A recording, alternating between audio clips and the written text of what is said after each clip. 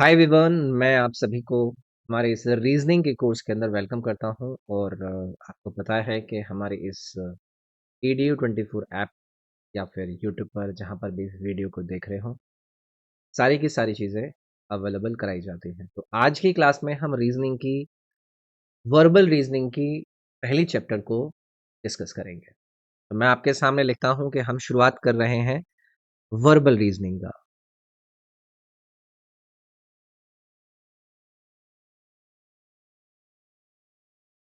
Reasoning को मैं कई सारे पार्ट में पहले डिवाइड करूंगा और हर पार्ट के अंदर जितने भी टॉपिक्स आते हैं उनको आप लोगों के साथ डिस्कस करूंगा। तो आगे के कौन कौन से पार्ट आएंगे उस पर अभी हम चर्चा करने की जरूरत नहीं है। जो पहला भाग हम रीजनिंग का शुरू करने जा रहे हैं, इसका नाम है वर्बल रीजनिंग। और इस वर्बल रीजनिंग के जिस टॉपिक को यानी कि जिस चैप्टर को हम डिस्कस करने जा रहे हैं, इसका नाम रहेगा कोडिंग डिकोडिंग। तो हम यहाँ पर जो आज चैप्टर डिस्कस करेंगे वो रहेगा कोडिंग डिकोडिंग। इन क्लासेस को करने के बाद आपको कहीं पर भी जाने की ज़रूरत नहीं है। आपको इतने सारे सवालों को, एग्ज़ाम्पल्स को मैं आपकी इस क्लास में ही थ्योरी को आपके साथ डिस्कस करने के बाद कवर करूँगा। उसके बाद सिर्फ़ आपको अपने जिस भी एग्ज़ाम की आप तैयारी कर रहे हैं, उसके पिछले सालों में पूछे गए सवालों की प्रैक्टिस करें। तो आपके सामने ना मैंने एक नाम लिखा, कोडिंग डिकोडिंग। पहली चीज़ कोडिंग। अगर मैं इस शब्द को आप लोगों के लिए पिक करूँ, तो कोडिंग क्या होता है? कोडिंग एक मेथड होता है जिसमें आप अपने किसी मैसेज को छुपाकर भेजते हैं, एन्क्रिप्ट करके भेजते हैं। अब जो कोडिंग कर रहा है, वो कौन करेगा? जो भेज रहा है, जो सेंडर है। तो मैं ये कह सकता हूँ कि जो सेंडर है, जो उस कोड को भेजने वाला है, उस मैसेज को भेजने वाला है, उसके अंदर वो एक मैसेज को छुपाता है। और फिर दूसरी तरफ होती है डिकोडिंग। डिकोडिंग को कौन करेगा? रिसीवर, जिसके पास वो चीज़ पहुँच रही है। तो यहाँ पर ये कौन है? सेंडर। और ये कौन है? रिसीवर। एक मैसेज लिखा गया, उस एक मैसेज के अंदर कोई चीज छुपाई गई, इनक्रिप्ट करी गई। वो किसके जरिए करी गई? इस कोडिंग के जरिए करी गई। किसके द्वारा करी गई? इस सेंडर के द्वारा करी गई। ठीक है। और जब मैंने आप लोगों से डिकोडिंग की बात करी, तो डिकोडिंग में क्या हुआ? ये वो मेथड है जिस मेथड के जरिए जो आपने मैसेज में इंक्रिप्शन किया था, जिस मेथड के जरिए मैसेज के अंदर सेंडर ने कोई बात छुपाई थी, डिकोडिंग के जरिए ये रिसीवर उस मैसेज के अंदर जो इंक्रिप्शन था, जो चीज छुपाई गई थी, उसको डेसिफर करता है। सो दैट के वो क्या कर सके? ओरिजिनल डेटा के बारे में पता लगा सके। कोडिंग डिकोडिंग क्या चीज होती है? आप लोगों को आई होप ये बात क्लियर हुई होगी। ठीक है, कि कोडिंग में क्या होता है? कोई आदमी जो कोडिंग करता है, तो एक मैसेज के अंदर वो एक मेथड के जरिए किसी बात को छिपाता है, किसी इंस्क्रिप्शन को डालता है। फिर उसको डिकोडर यानी कि डिकोडिंग में जो रिसीवर है, वो क्या करता है? उस छुपे हुए मैसेज को वो डेसिफर करता है कि क्या चीज है इसके अंदर, और वहीं से वो पता लगाता है उसके ओरिजिनल डेटा के बारे में। तो कोडिंग डिकोडिंग में होता है क्या है, ये आपको पता चल गया। अगली चीज आपके साथ जो डिस्कस मैं करूंगा, वो करूंगा steps. Steps to solve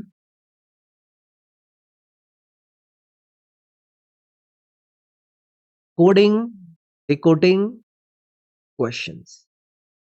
coding decoding पर जो सवाल बनते हैं, उनको सॉल्व करने के स्टेप्स आपको क्या क्या रखने हैं। तो आपको दो स्टेप मैं यहां पर बताऊंगा। बाकी फिर कोडिंग डिकोडिंग पर जितने भी सवाल हम डिस्कस करेंगे, उनमें हम जानेंगे। आपको एक या एक से ज्यादा जो मैसेजेस हैं, उनके कोड्स दिए जाएंगे, जिस पर आधारित आपको उस कोड को डिकोड करना पड़ेगा। ठीक है। स्टेप वन में आपको ऐसी सिचुएशन में क्या करना होगा, ध्यान से सुनिएगा। जो मैसेज आपको दिया गया है, उसको डिकोड करने की जो टेक्निक है, उसको आइडेंटिफाई करना पड़ेगा। पहले आपको identify the technique to decode the given message. जो भी मैसेज आपको दिया गया है, उसमें जो आपकी कोडिंग करी गई है उसको डिकोड करने की कौन सी टेक्निक आप लगाओगे, पहले आप उसके बारे में पता लगाओगे, उसको आइडेंटिफाई करोगे, ठीक है? फिर स्टेप 2 में क्या करोगे? आपको अगर उन्होंने डिकोडिंग दी है, तो आप कोडिंग देखोगे, अगर कोड दिया है तो आप डिकोड करोगे। तो आपको क्या करना है? कोड और डिकोड करना है आपको दिए गए मैसेज को, सो दैट के आपको अपने उस सवाल का आंसर मिल सके, जो भी आपने टेक्निक को आइडेंटिफाई किया है उसके जरिए। सिंपल है, कोई बहुत खतरनाक बातें नहीं है। स्टेप 1 में आपको जो आपका मैसेज दिया गया है उसमें आपको डिकोड करना है आपके दिए हुए मैसेज को, उसको आइडेंटिफाई करने की टेक्निक को आपको आइडेंटिफाई करना है, ठीक है? फिर ये जो आपने अपनी टेक्निक को आइडेंटिफाई किया है उसी जो टेक्निक है उसको यूज करके आपको जो भी आपका आंसर निकालना है उसके लिए आपको वहां पर मैसेज को कोड या डिकोड करके चीजों को अप्लाई करना है, ठीक है? अब हम आते हैं थोड़ा सा आगे। आप लोगों को कोडिंग डिकोडिंग के अंदर जब आप एंट्री करते हैं तो आपको अल्फाबेटिकल लेटर्स के बारे में पता होना चाहिए। तो आपके सामने मैं एक टेबल ड्रॉ करूंगा फटाफट से, और उस अल्फाबेटिकल टेबल के अंदर जो अल्फाबेट्स है उनकी पोजिशनल वैल्यूज उनके बारे में मैं आपको बताऊंगा। सबको पता होता है लेकिन कुछ ट्रिक्स भी बताऊंगा कि उन अल्फाबेट्स की जो पोजीशन है उनको आप कैसे पता लगाएंगे। तो हम यहाँ पर लिख लेते हैं भाई लेटर्स। इन लेटर्स के नीचे लिख लेते हैं हम इनकी पोजीशन, ठीक है?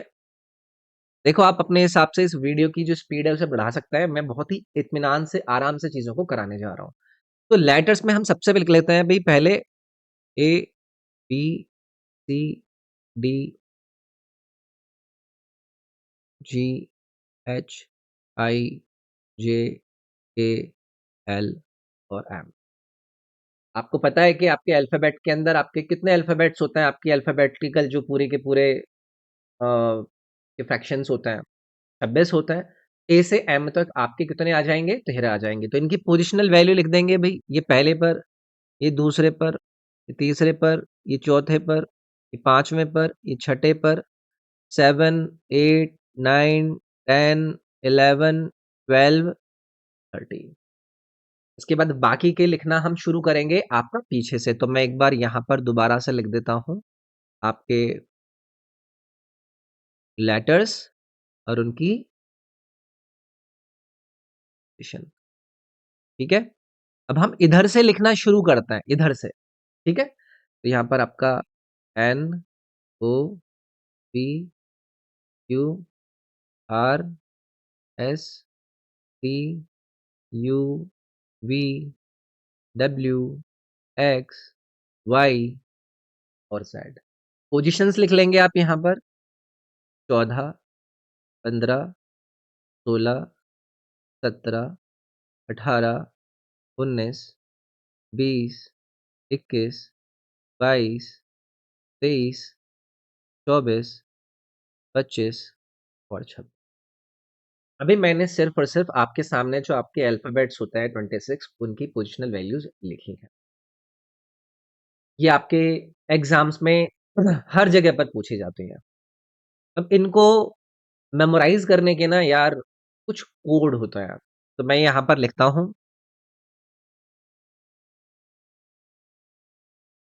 Code to memorize the opposite letters. तो यहाँ पर ऑपोजिट जो लेटर्स हैं, जैसे कि ए के ऑपोजिट में जेड हो गया, एफ के ऑपोजिट में यू हो गया, तो इनको पता लगाने में कि किसके ऑपोजिट कौन सा है उसकी ना आपको थोड़ी सी ट्रिक होनी चाहिए, ठीक है? पहले से जो पहला वाला है इसमें तो आपको क्लियरली दिख रहा होगा, मैं यहाँ पर येलो यूज कर लेता हूँ। तो ये तो ए टू जी, आपने सुना होगा ना भी ए से लेकर जेड तक। तो ए टू जी क्या है? एक दूसरे का ए और जेड क्या हो गए? आपके ऑपोजिट लेटर्स हो गए। उसके बाद बी ऑपोजिट है वाई वाई के, तो इसको आप याद रख लेंगे बी ओ वाई के रूप में। बॉय होता है ना, उसमें बी वाला जो है वो वाई के ऑपोजिट में है, ठीक है? सी एक्स के ऑपोजिट में है, इसे आप याद रख लेना क्रैक्स के रूप में। तो मैं यहां पर लिखता हूं CRA। क्रैक्स शब्द से आपका C और X आपके लिए आपको याद हो जाएगा कि ये क्या है, ऑपोजिट है। D किसके ऑपोजिट में है, W। आपने माउंटेन ड्यू पी होगी, तो उसके लिए मैं यहां पर लिख दूंगा DEW। D और W एक दूसरे के क्या हो गए, ऑपोजिट हो गए। उसके बाद EV। आप लोगों ने देखा होगा कि आजकल सरकार अलग अलग प्रकार की पॉलिसीज लेकर आ रही है इलेक्ट्रिकल व्हीकल्स को बढ़ावा देने के लिए। तो आप लोगों को याद हो जाएगा EV vehicle, e vehicle, electrical vehicle. ठीक है। एफ ऑपोजिट है यू के, इसको आप याद रख लेंगे फन से, FUN। तो फन में एफ और यू जो है वो एक दूसरे के ऑपोजिट है। उसके बाद जी ऑपोजिट है, ठीक है। विराट कोहली क्या है, गोट है। अब जिसको विराट कोहली पसंद नहीं है कृपया करके ज्यादा फील मत लेना, जो भी आपके लिए गोट है, ग्रेटेस्ट ऑफ ऑल टाइम वाला जो गोट है, तो इसमें GOAT। तो जी और टी एक दूसरे के आप क्या कर लोगे, ऑपोजिट कर लोगे। उसके बाद है HS, हरिशंकर जी को याद रख लेंगे। तो यहां पर हम नाम लिख देते हैं हरि शंकर। तो H और S क्या हो गए हमारे, ऑपोजिट हो गए। ऐसे ही IR है, इंडियन रेलवेज। इंडियन रेलवेज के I और R आपको क्या अब याद हो गए, ऑपोजिट लेटर्स के रूप में याद हो गए। यहां पर J और Q, इसको याद रख लोगे, जेलस क्वीन। ऐसी क्वीन जो कि बहुत ज्यादा जेलस है, तो मैंने यहां पर लिख दिया जेलस क्वीन। J और Q एक दूसरे के ऑपोजिट हो गए। उसके बाद K के ऑपोजिट में P। आप लोगों ने एक एड देखा होगा कमला पसंद का, इसको आप याद रख लेंगे कमला पसंद। तो KP क्या हो गए, एक दूसरे के ऑपोजिट हो गए। L और O, आप लूडो खेलते होगे, तो मैं यहां पर लिख देता हूं LUDO। L और O क्या हो गए, एक दूसरे के ऑपोजिट हो गए। M और N ऑपोजिट होते हैं, तो इसको मैन के रूप में याद रख लो, MAN। तो आपके सामने जो मैंने पोजिशनल वैल्यूज लिखी हैं आपके अल्फाबेट्स की, तो ऑपोजिट एक दूसरे के आने वाले जो अल्फाबेट्स हैं उनको याद रखने का भी मैंने तरीका बता दिया। जैसे कि A to Z A Z के ऑपोजिट, B Y के ऑपोजिट, क्रैक्स से आपका C X के ऑपोजिट, D ड्यूक से आपका D W के ऑपोजिट, इलेक्ट्रिकल व्हीकल से E V के ऑपोजिट, फन का F U के ऑपोजिट, गोट का G T के ऑपोजिट, हरिशंकर का H S के ऑपोजिट, इंडियन रेलवेज का I R के ऑपोजिट, जेलस क्वीन का J Q के ऑपोजिट, कमला पसंद का K P के ऑपोजिट, लूडो का L O के ऑपोजिट और मैन का M N के ऑपोजिट। तो ये मैंने आपको क्या कराया है, ये मैंने अभी आपको सिर्फ आपके जो कोडिंग डिकोडिंग में लेटर्स आते हैं, उन लेटर्स की जो पोजीशंस होती हैं वो, अभी जो लेटर्स की पोजीशन है इनको भी आपको याद करने की कुछ टेक्निक में बताऊंगा, जिससे कि आपको इनकी पोजिशनल वैल्यूज याद हो जाए। लेकिन ऑपोजिट याद रखने की निंजा टेक्निक आपको मिल गई, ठीक है। ओके, अब हम आते हैं एक और टेबल में आपको दिखाऊंगा जिससे आपको जो पोजिशनल वैल्यूज है कुछ लेटर्स की वो याद हो जाएंगी। मैं यहां पर लिखता हूं EJOTY,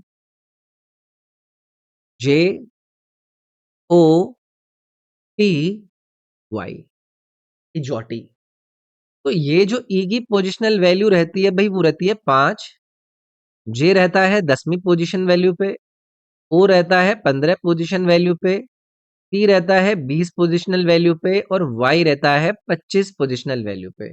यानी कि 5 5 के जो मल्टीपल हैं ई से लेकर वाई तक, उनकी पोजिशनल वैल्यूज आप याद रख लेंगे इजोटी करके। जो भी आपका तरीका है वो आप ढूंढ सकते हैं, बट मैं इसको इजोटी करके याद रखता था।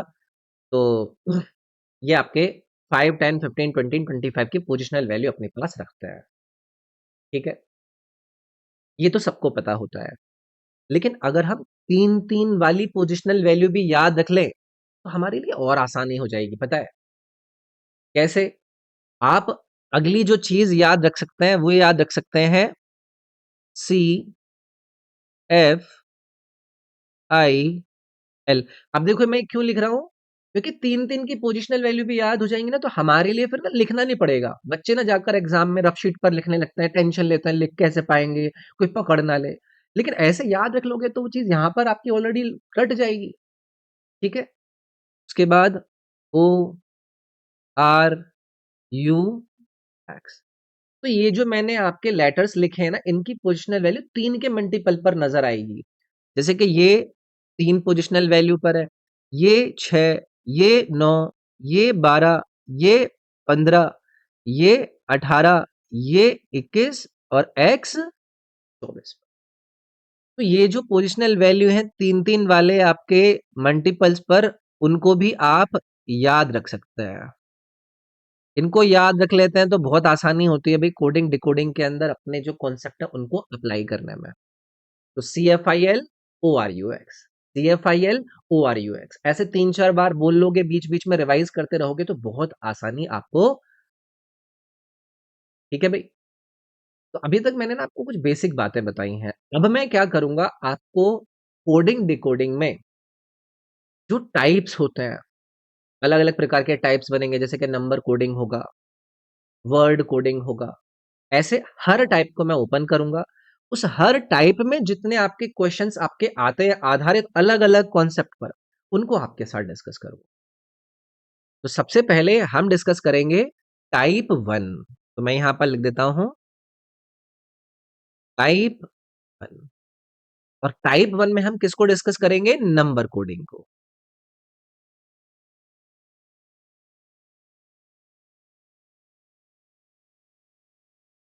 बढ़िया लग रही है क्लास? बढ़िया लग रही है तो बस अपने दोस्तों को आप सजेस्ट कीजिएगा कि वीडियो वह है। और इसमें देखो मैं कोई जल्दबाजी में नहीं हूँ, एकदम इत्मीनान से आप लोगों को सारी चीज़ें प्रोवाइड करूँगा, बस आप लोगों को रेगुलर देखना है, स्पीड आपको बढ़ानी है अपने हिसाब से, तो आप अपनी स्पीड को भी बढ़ा सकते हैं, ठीक है? Number coding. देखो जब हम नंबर कोडिंग की बात करते हैं ना, तो यहाँ पर इंग्लिश अल्फ़ाबेट के अंदर जो लेटर्स होते हैं, वो उन लेटर्स के कोड्स आपको दिए जाएँगे नंबर्स के रूप में। अभी मैं आपको दिखाऊँगा सवाल, ठीक है? तो कुछ एग्ज़ाम्पल्स हैं, उन एग्ज़ाम्पल्स के अंदर कुछ इम्पोर्टेंट लॉजिक्स बनते हैं। उन लॉजिक्स को आप अलग-अलग एग्ज़ाम्स में सवालों के रूप में आता हुआ देखते हैं। जैसे कि टाइप 1 के अंदर जो पहला हम कॉन्सेप्ट डिस्कस करेंगे, वो करेंगे ऐसे सवाल जो कि लेटर्स की पोजिशनल वैल्यू पर पूछे जाते हैं। तो हम जो पहला डिस्कस करेंगे कॉन्सेप्ट वो करेंगे positional values of the letters. जो आपके लेटर्स की पोजिशनल वैल्यू होती है ना, उन पर बेस्ड करके आपसे कुछ-कुछ चीज़ें पूछते हैं। जैसे कि एक एग्ज़ाम्पल पिक करता हूँ, यहाँ पर हम एक एग्ज़ाम्पल लिख देते हैं। Example question. मान लीजिए कि आपको सवाल की लैंग्वेज कैसे देते हैं ये, कि एक सर्टेन कोडिंग लैंग्वेज में कोई भी शब्द ले लो, जैसे कि एक शब्द ले लेता हूँ मैं इंदौर,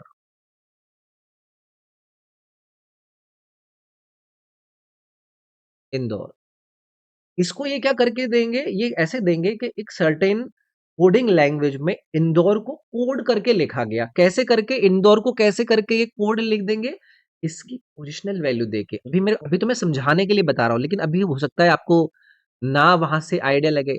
तो 9, 14, 4 मतलब अभी मैंने आपको क्योंकि बता दिया है पहले से ही, इसलिए आपको पता होगा कि सर ये तो पोजिशनल वैल्यू है, लेकिन ऐसे दिए जाते हैं।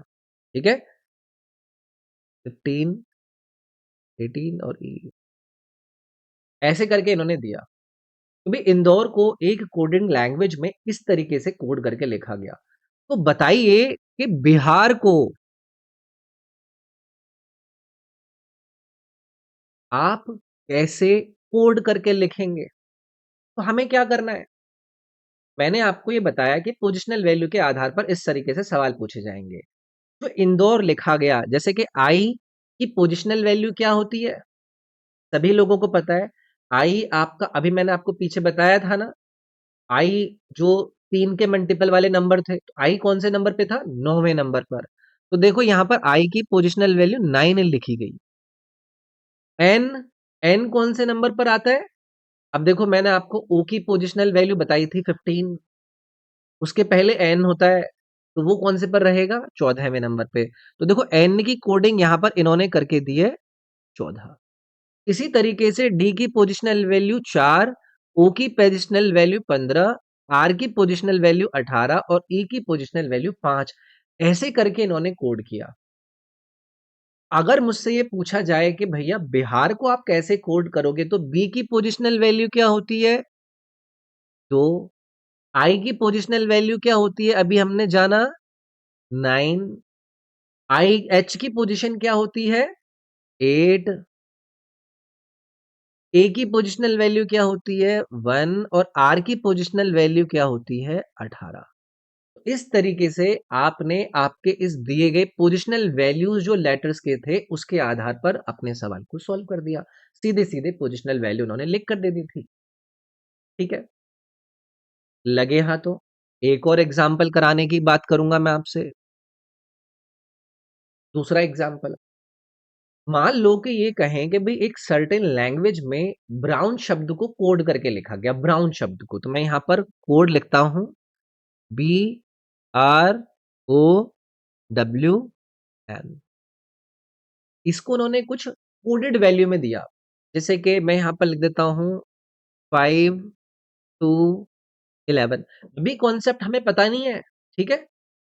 8 2 6 1 7 ऐसे करके इन्होंने इसको कोड किया और ये पूछते हैं कि भाई इसी तरीके से बता दो कि पिंक को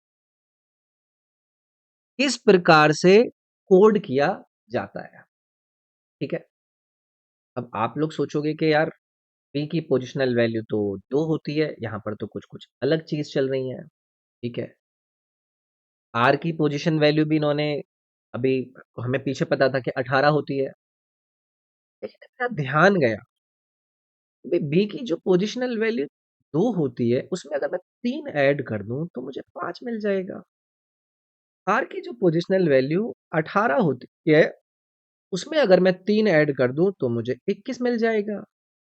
ओ की जो पोजिशनल वैल्यू 15 होती है उसमें अगर मैं 3 ऐड कर दूं तो मुझे 18 मिल जाएगा। तो आपको ये नजर आया कि हर लेटर की जो पोजिशनल वैल्यू होती है उसमें 3 ऐड कर करके आपको यहाँ पर कोडिंग दी गई। जैसे कि एन, एन की पोजिशनल वैल्यू क्या होती है? 14। अगर 14 में मैं 3 ऐड कर दूं तो देखो यहाँ पर आपको उसकी वैल्यू 17 के रूप में कोड करके दी गई है। इसी प्रकार पिंक में आप यही कॉन्सेप्ट अप्लाई कर दो। पी की पोजिशनल वैल्यू क्या होती है? 16 होती है। 16 में 3 ऐड करोगे तो आपका क्या आएगा? 19। आई की पोजिशनल वैल्यू क्या होती है? अभी पीछे बताया था 9 होती है। 9 में अगर आप 3 ऐड करोगे तो कितना आएगा? 12 आएगा। एन की पोजिशनल वैल्यू कितनी होती है? 14 होती है। 14 में 3 ऐड करोगे तो कितना आएगा? 17 आएगा।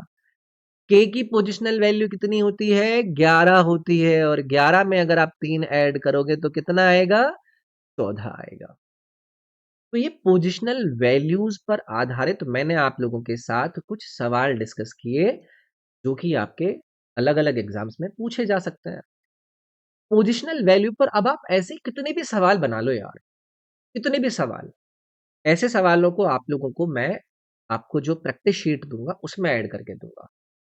लेकिन फिलहाल हमें पता चल गया कि जो हमें सवाल पेपर में दिए जाते हैं उनकी पोजिशनल वैल्यूज पर आधारित किस तरीके से हमें कॉन्सेप्ट अप्लाई करना है उसके बारे में पता चलता है। चलो आप लोगों के लिए एक और सवाल कर देता हूँ। इधर आइए, ध्यान से सुनिएगा। ये एक और हमारा एग्जाम्पल रहेगा पोजिशनल वैल्यू पर आधारित आपको जो सवाल दिए जाते हैं। सवाल दिया जाएगा एक सर्टेन कोडिंग लैंग्वेज में एम को, AIM को कोड करके लिखा गया 117। बीट को कोड करके लिखा गया, एक कोई भी आप मतलब जो कॉन्सेप्ट इस पर बेस्ड है वो मैं आपको दे रहा हूं 200 के रूप में। तो ये पूछ रहे हैं कि ME को आप किस प्रकार से कोड कर सकते हैं।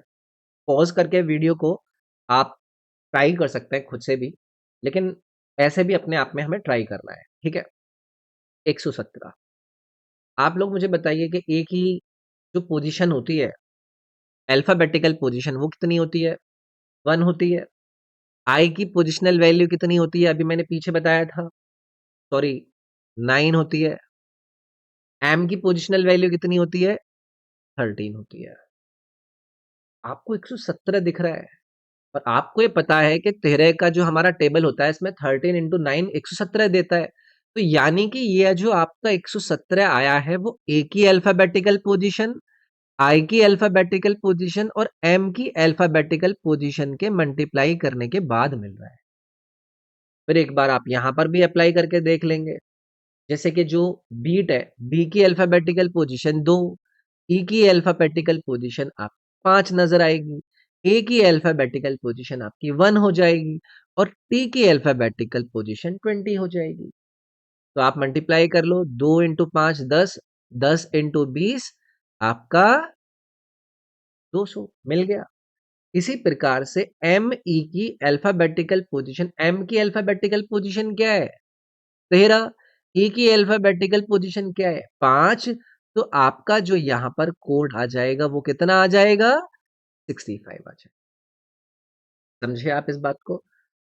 तो अल्फाबेटिकल पोजीशन में अब ये कितने भी तरीके से आप लोगों से अलग अलग सवालों को देकर बातें, तो ये मैंने पहला आपको ऐसा कॉन्सेप्ट कराया किसके अंदर? हमारे टाइप नंबर 1 नंबर कोडिंग के अंदर, ठीक है। अब अगला हम टाइप देखते हैं नंबर कोडिंग का। नंबर कोडिंग के अंदर दूसरा जो हम डिस्कस करेंगे, वो करेंगे ऐसे सवाल जो आपसे पूछे जाते हैं जो कि आपको पोजिशनल वैल्यूज के सम पर आधारित होते हैं। समझ गए? मतलब जो आपका शब्द उन्होंने दिया, उसके अंदर जो लेटर्स हैं, उनकी जो पोजिशनल वैल्यूज हैं, उनके सम पर आधारित हैं। तो अगला जो मैं प्रकार का सवाल आप लोगों को दिखाऊंगा कि questions based on the sum of positional value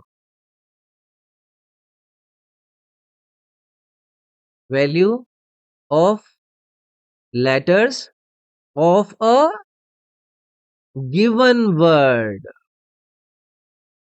यानी कि आपको कोई वर्ड दिया जाएगा, उस वर्ड में जितने भी आपके लेटर्स हैं, उनकी पोजिशनल वैल्यू का आप सम करोगे। तो जो सम आया, उस पर आधारित।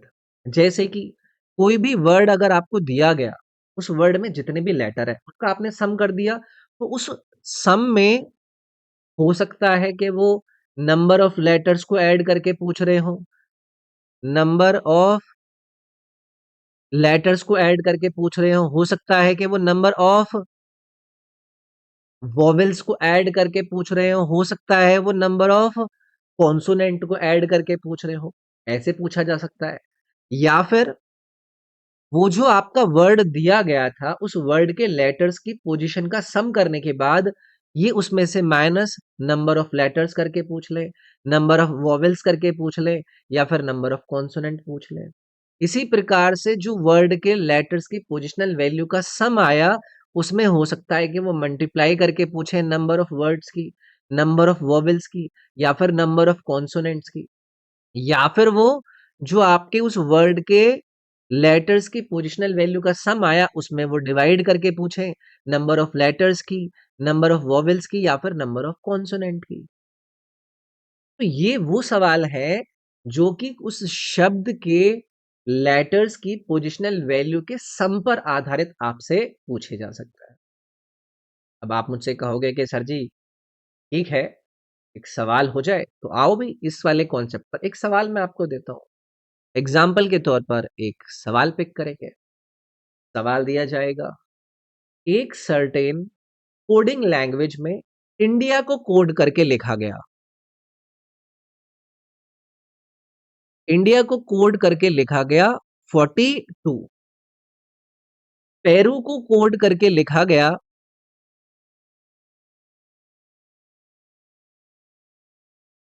64। तो आपसे पूछेंगे कि बताइए भूटान को किस प्रकार से कोड करके लिखा जा सकता है।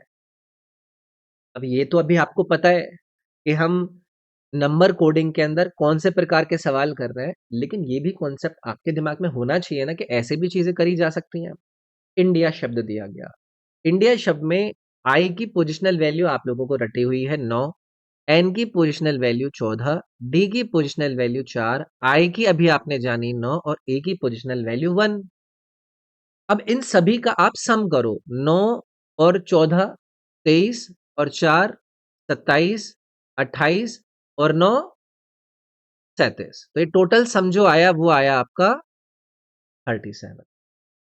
ठीक है, अगर इस 37 में आप प्लस 5 कर दें तो क्या आपको ये 42 मिल रहा है। इसी प्रकार से जो पैरू शब्द दिया गया उस पैरू की आप देख लेते हैं कि जो पोजिशनल वैल्यू है वो क्या क्या है। पी की पोजिशनल वैल्यू 16, ई की पोजिशनल वैल्यू 5, आर की पोजिशनल वैल्यू 18 और यू की मैंने आपको कितनी बताई थी 21। तो इनका सम करो, 16 और 5 21, 21 और 21 42, 42 और 18 आया आपका 60।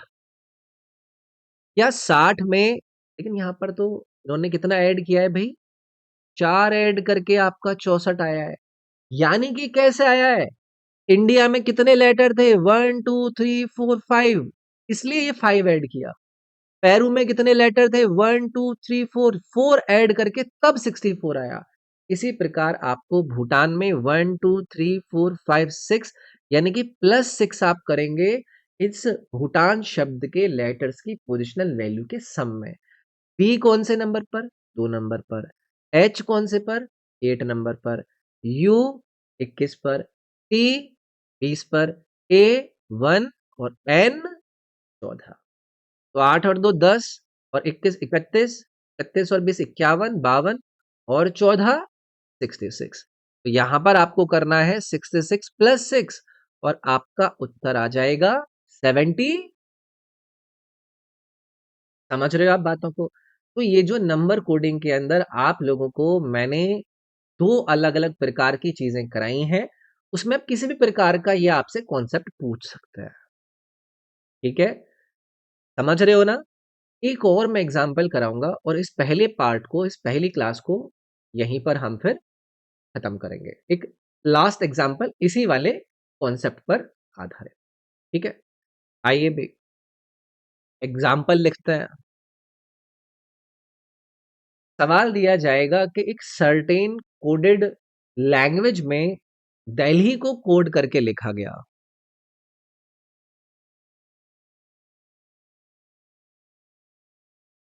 और दिल्ली को जो कोड करके लिखा गया वो लिखा गया -5। ठीक है, ऐसे ही एक और आपको कोड दिया गया, वो दिया गया शिमला।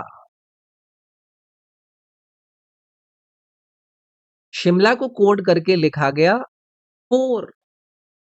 तो आपसे पूछ रहे हैं कि चंडीगढ़,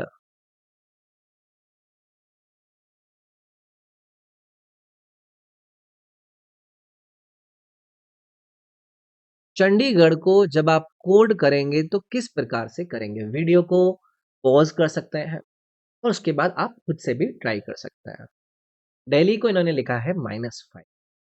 ठीक है, दिल्ली की जब आप तरफ देखते हैं तो दिल्ली के अंदर जो इन्होंने अल्फाबेट दिए उनकी पोजिशनल वैल्यू देखो पहले तो आप। डी 4 नंबर पर, ई 5 नंबर पर, एल की भी अल्फाबेटिकल पोजीशन पीछे देखी थी, वो 12 पर, एच आपका 8 पर और आई आपका 9 पर।